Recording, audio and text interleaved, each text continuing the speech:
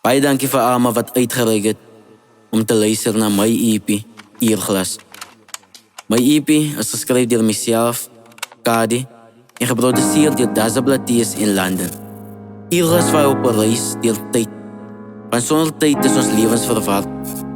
Met tyd leer ons geduld, groei en wen. Die W in Kadi staan vir Valka.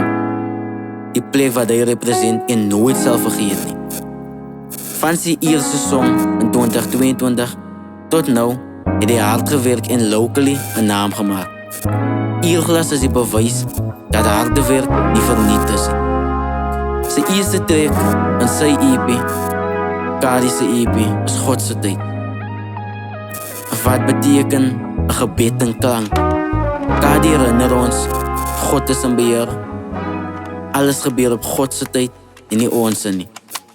Tyd sal wys, vir almal wat in die donker hardloop.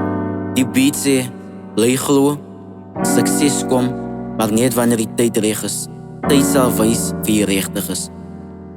My tyd, Beast Mode, geactiveer. Na 5 jaar se grind, sê Kadi, dis my tyd om te shine. Selfvertroue, geen verskonings, die lyn is oop. Sy laaste track, Anti-klok se wys, die eerlikste song. As ek tyd terug kon draai, wat sou ek verander? 'n les ek elke van. Kadi. 185 production.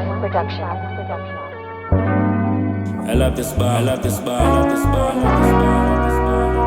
this bar. Be ready when you are Cardi.